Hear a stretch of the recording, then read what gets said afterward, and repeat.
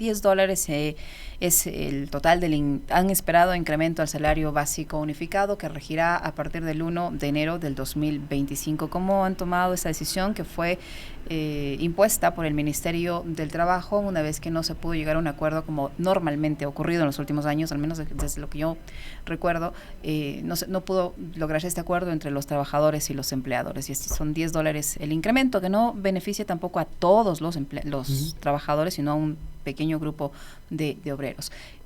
¿Qué piensan hacer al respecto? ¿Cómo lo toman? Bueno, primero, muchas gracias por la invitación, un saludo a quienes nos escuchan por esta prestigiosa medio. Bueno, se repite, usted es más jovencita que yo, se repite lo que toda la vida ha pasado, es decir, ningún gobierno ha tenido políticas salariales ni de empleo, y eso lo demuestra justamente la fijación del salario mínimo. Desde que yo tengo memoria, nunca ha habido un consenso entre empleadores y trabajadores, y quizá no les interesa tampoco, porque el pensamiento, desgraciadamente, del sector empresarial es un pensamiento atrasado, desgraciadamente, frente a otros países que tienen otro tipo de pensar y que piensan más en función del país y no de sus negocios, y creen que una mano de obra barata genera productividad, lo que eso es falso en todos los aspectos técnicos, políticos, sociales, y realmente este impacto nosotros ya lo veíamos venir. Hay que ser sinceros. O sea, no les sorprendió, ¿no? No nos sorprendió, más bien estábamos esperando la cifra, es más, especulábamos algunas cosas. Decíamos, capaz que sigue la misma línea de Lazo, sube los 25, pensábamos. Pero viendo cómo se dio nos llamaron a 2 reuniones. Una asistimos solo a ver el tema de los datos económicos del INE, ahí no hubo disputa, nada, ni planteamientos del INE y del Banco Central, nada más.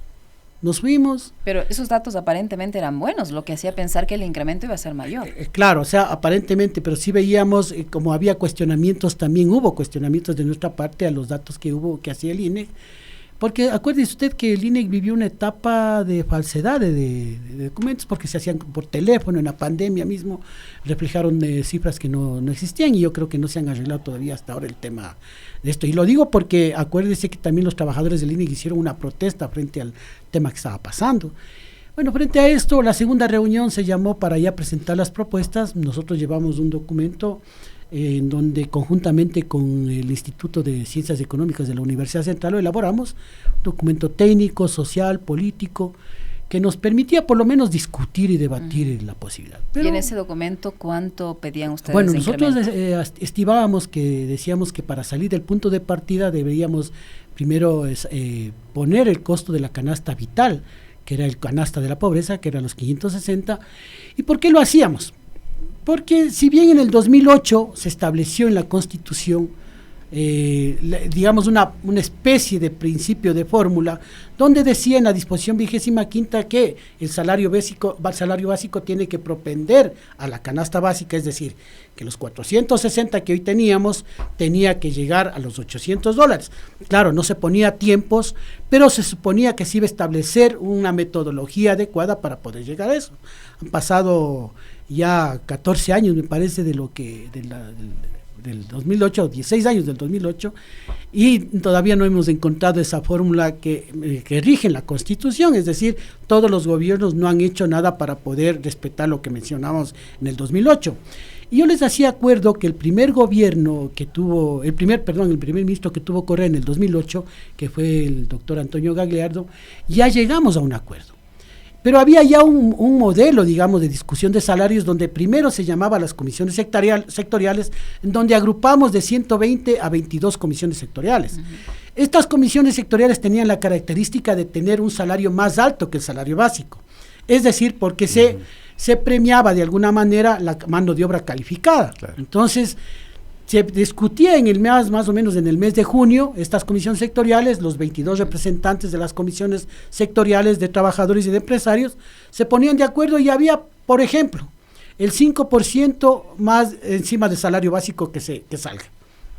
Se mandaba los datos a la comisión de salarios del salario básico y ahí se discutía en función de lo que habían discutido las sectoriales y se ponía de acuerdo, por lo menos había ese principio de ponernos de acuerdo y había un tiempo prudente.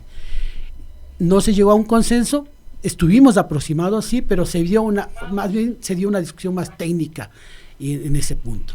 Y ahí me acuerdo que se subieron $30. La decisión del gobierno fue subir $30. Y ahí, por más que gritaron del sector empresarial que iban a quebrar empresas, que iban a despedir trabajadores, total, fue el año que permitió despegar un poco la reactivación económica, con lo que nosotros no se equivocaba de la tesis que nosotros planteábamos, que con una importante elevación de salarios se dinamiza la economía, hay más compra de productos y servicios, por tanto la economía se reproduce y se mejora. Al siguiente año salió el doctor Gagliardo, no sabemos por qué, pero igual no hubo consenso y se bajó la propuesta, es decir, se bajó a $8, me parece, y ahí es cuando no nos explicamos. Si se determina que va a ser progresivo para llegar a la canasta básica, debía haber seguido esa misma línea.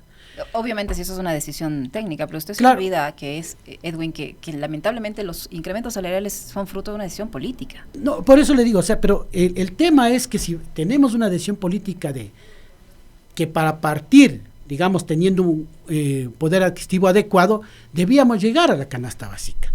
Y demostramos que con $30, con $25 e incluso con $100 las economías o las empresas no quiebran. ¿Por qué le digo esto? Porque el expresidente Lasso, acuérdese usted, dijo, vamos a subir $100. El primer día que dijo. A 500. Dijo $100 y vamos a llegar a 500. Nada más no dijo. En campaña dijo 500 ya, de salario, punto pero aparte. no dijo después ¿En ya qué que tiempo? el presidente dijo, a ver, sí, 500, pero claro, cada año ahí, 25. Después, o sea. digo, punto aparte. Después gritaron los empresarios y al otro día dijeron, no, 25 por año. Yo digo, no sé si fue un lapsus, no sé si brutus, sino correctus. Que Brutus ha de ser. yo decía, a ver, si en el pensamiento de Lasso como banquero, me imagino, debe haber dicho con $100 de aumento, los trabajadores tienen capacidad adquisitiva, capacidad de crédito, son sujetos de crédito, pueden acceder a la vivienda, se mejora el tema de la construcción y por tanto nuevamente volvemos, que nosotros no estábamos equivocados, que el principio de subir un importante valor al salario mínimo vital dinamiza la economía, no se estanca, reactiva la economía. Pero desgraciadamente, como digo, tenemos empresarios que están atrasados, mientras en otros países, yo les decía que no son de tinte socialista, sino capitalista, tienen esta dinámica de elevación importante de salarios, aquí no, aquí se van hacia atrás. Portugal, que tenía el mismo ciclo de crisis que el Ecuador, triplicó los salarios, mejoró las pensiones y ayudó a las pequeñas y medianas empresas para que puedan de alguna manera solventar esta alza salarial.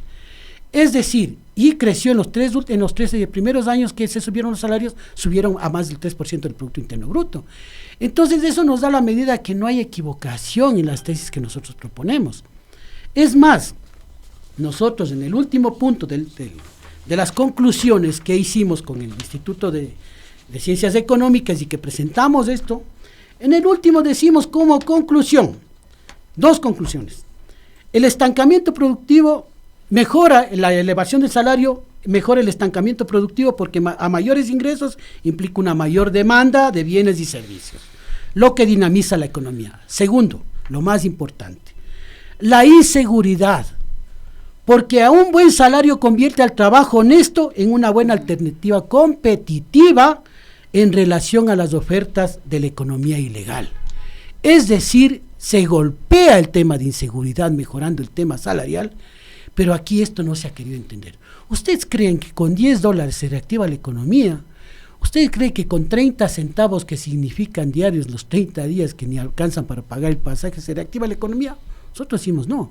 Más bien se estanca porque lo que acababa de decir al inicio usted, no todos reciben el alza salarial.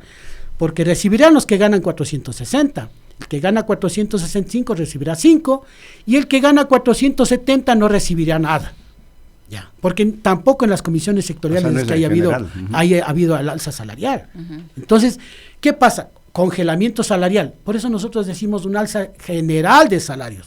Que si bien los $10 hay de aumento, todos los niveles salariales deberían subir. Porque si no, se estanca la economía. Ayer escuchábamos que las ventas en el sector industrial se redujeron en el 60% y en el sector servicios del 30%. En una época en donde supuestamente se va a dinamizar la economía, que para eso va a servir los décimos, no sé si sirva, sino más bien para pagar deudas o para solventar algún otro gasto prioritario, por ejemplo, el tema de la compra de estos power bank para sostener el internet, para que los estudiantes puedan hacer sus deberes. Entonces ya hasta eso pasa a ser parte de la canasta básica en estos momentos. Entonces, hay un costo adicional, sí, para las empresas, pero también hay un costo adicional para las familias ecuatorianas. Entonces, por eso nosotros decíamos que el punto de partida, que debía haber sido la canasta vital, no se tomó en cuenta pese a los argumentos entregados en el Consejo Nacional del Trabajo, que, ojo, fuimos el único sector que presentó argumentos técnicos, sociales y políticos para esta demanda. Acá en el otro lado, se valieron del discurso de la señora ministra, que más parecía representante del sector empresarial que ministra de Trabajo. Edwin, es repetitivo lo que yo le voy a decir, pero cabe analizar, porque siempre cuando se da esta misma historia que la hemos vivido durante décadas, el gobierno argumenta, o los gobiernos argumentan, que la situación económica no permite un incremento salarial como el que plantean los trabajadores. Y ahora el gobierno de Novoa lo que dice es que en efecto la economía está recuperándose, que hay más ventas, que hay mejorado las exportaciones y un sinnúmero de cosas más. Sin embargo, el mismo argumento se utilizó para subir apenas $10 en el salario. Entonces, nunca se rompe el círculo vicioso. ¿Qué hacer para romper el círculo vicioso? Súper difícil, lo sé, pero alguna alternativa se puede decir, porque lo que usted acaba de señalar no se sostiene solo ahora, se ha sostenido toda la vida. Así es, o sea, a mí lo que nos preocupa, primero, que las pequeñas empresas se hagan eco de este guión que ya tienen hecho los sectores empresariales más grandes, porque no son las pequeñas empresas. Porque si yo le decía a un pequeño empresario, porque me decía, no, pero nosotros no podemos pagar, le digo, mire, usted trabaja en una cadena, en el eslabón de la cadena productiva, usted es proveedor de una empresa grande. Si a la empresa grande le suben los sueldos a los trabajadores, usted tiene trabajadores que van a gastar en sus productos y en sus servicios. Entonces se dinamiza y usted va a necesitar producir más y por tanto te contratar más empleados. Sí, pero no lo entienden. Entonces, ¿qué es lo que pasa? Si nosotros, claro, porque ¿qué es lo que ha pasado en nuestro país? Todo lo anormal se ha puesto normal. Si usted ve que le están asaltando aquí, lo que hace es con el teléfono tomarle la foto y se vuelve normal y sirve para un TikTok. Entonces, la idea que nos han vendido desgraciadamente, mediáticamente, mediante los grandes medios de comunicación, es que eso es normal. Y que cuando un empresario dice que está en crisis, no puede subir los empleados, incluso nos convencen a los trabajadores que sí, pobrecita la empresa, pidamos una caridad para sostener la empresa. Gobernado solidario para claro, y ha pasado. Le cuento que algunas cosas han pasado, algunas empresas, yo le podría contar unas 2 o 3 empresas donde los trabajadores pusieron plata para sostener a la empresa.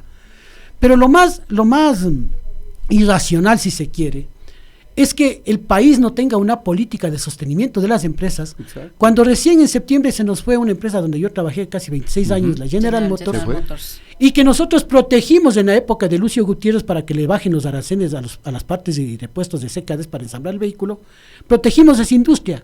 Pero si ni siquiera el gobierno tiene una política de protección de la industria, peor de reconversión de empleos cuando se trata de despidos masivos. Se acaban de despedir 52 trabajadores de la empresa Productos Paraíso. Pero lo raro es que son empresas grandes las que despiden. Las pequeñas y medianas siguen sosteniéndose porque saben que la mano de obra vale. Entonces, fíjese usted, si no le dan alternativa a la pequeña y mediana empresa para sostener los empleos, como por ejemplo bajar el interés de la banca privada a un dígito por lo menos, que no se ha hecho, más le cargan a la banca pública, pero no se ha hecho. Y el otro proceso también que nosotros decimos, vean, sentémonos por lo menos en una mesa de crisis de qué sé yo, debíamos habernos sentado en marzo, en junio, para discutir cómo va el país y poder sacarle adelante.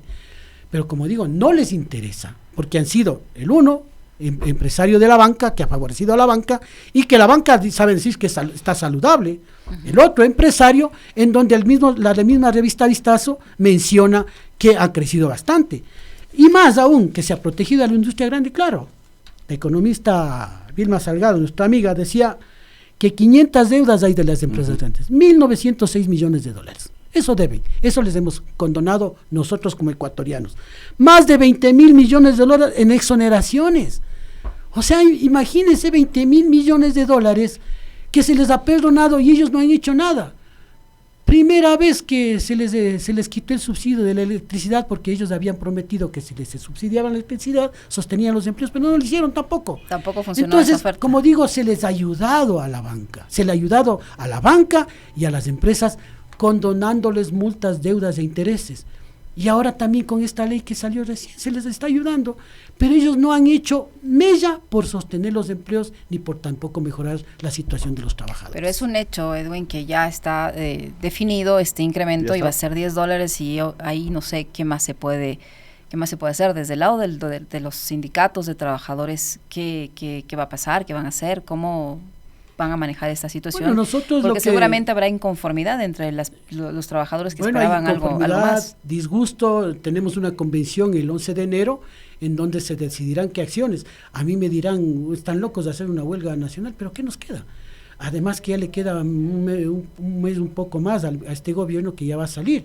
Pero yo diría que los gobernantes, los que están de candidatos, deberían dar alternativas a esto. O sea, deberíamos preguntarles cuál es la alternativa para ponernos de acuerdo en el tema salarial, cuál es la alternativa para reactivar el empleo. Esa debería ser una de las primeras preguntas central a los candidatos para decirles, vean, hay esta situación. Bueno, reactivemos. Y lo otro es que no es que tengamos que discutir solo el salario. Nos llaman a discutir el salario como que los otros factores no importan. Cuando el Consejo Nacional del Trabajo tiene 4 parámetros que discutir: política de empleo, política salarial, política de productividad y política de refinanciamiento de las deudas a las pequeñas y medianas empresas. Para eso está el Consejo Nacional del Trabajo. Si no nos sentamos a dialogar eso y solo el salario per se, sí vamos a entretenernos en el que el fin de año tendremos la misma discusión y estaremos recordando y tomándonos la misma foto o el mismo video el próximo año. Así es, lamentablemente. También depende mucho de la conformación de esa entidad, que lamentablemente tiene ya una cierta inclinación y ya sabemos de qué lado está. Muchísimas gracias, Edwin, por acompañarnos y por informar a nuestra audiencia la posición que tienen los sindicatos respecto al incremento al salario básico unificado de $10 para el 2025.